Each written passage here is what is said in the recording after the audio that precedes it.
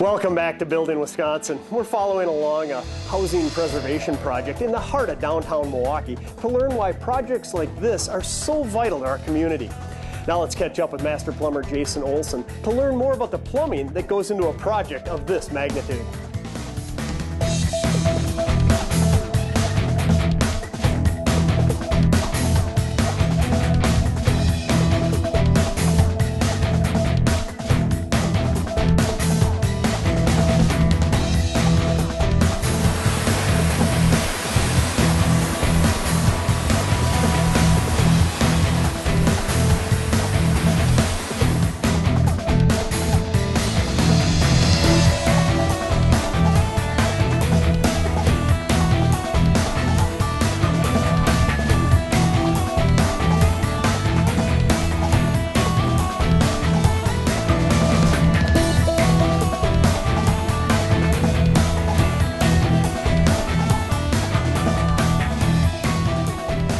Hey Jason, I was just talking to Mark and he was giving us an overview on this project. Again, a big renovation in downtown Milwaukee. It's going to be great when it's completed, but you know, just judging by this room alone, you have a lot of work to do. And my first question to you is, 1928 this was built.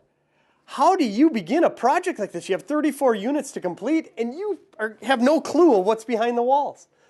This is where we start. This is a demo part of our project.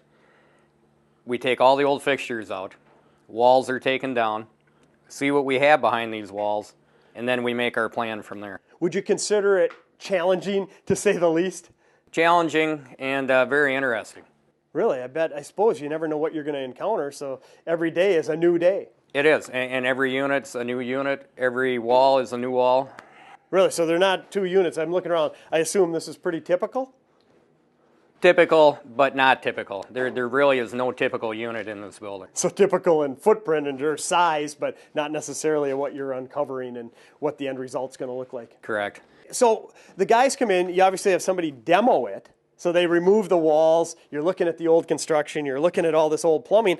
I expect to see plumbing fixtures from 1928, but hey, here's some copper in here. That isn't from 1928. It's not, and it's every technology that has come along from 1928 until the present day that has been put in these units, either through maintenance, small renovations, through the time. It's pretty impressive. So fair to say it's a great case in point of when we talk about a journey worker passing on their years of experience to the apprentice. That's how you keep a trade going. It is. 50% of what we do is experience and being able to draw from the knowledge of the people that came before us. Well, I'm dying to see how this process evolves. Can we move on down the hallway, see one in the next phase? Sure.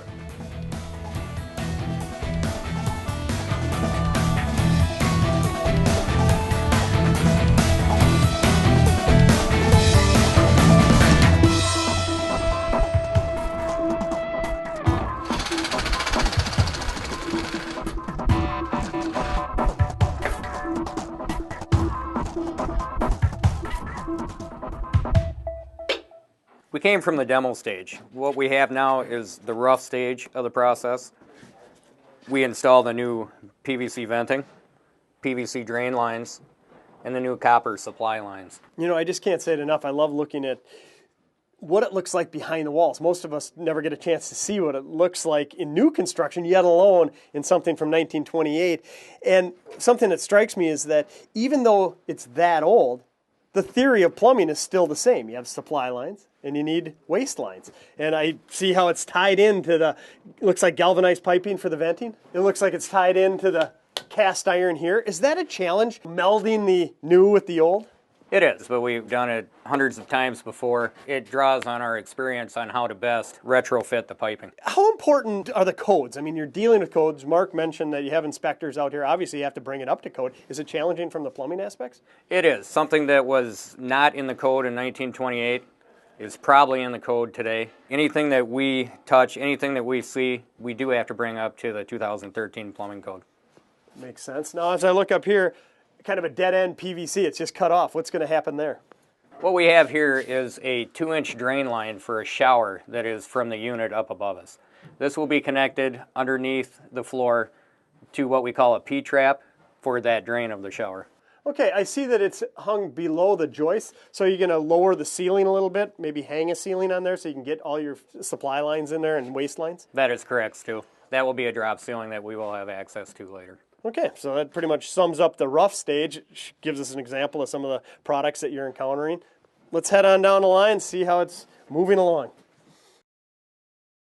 Stu, as we were talking about the challenges that we run into in trying to bring everything up to code, we have a perfect example here. This is a light chase from the original construction. These are our new water heater vents.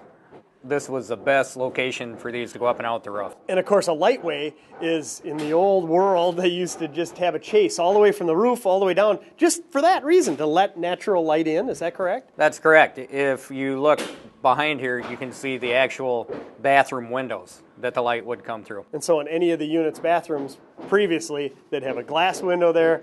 It would let the light in, give the feeling of natural daylight. That's correct. Well, I'm anxious to see the basement where these are coming from. I bet that's pretty interesting. Very interesting. Let's get out and take a look.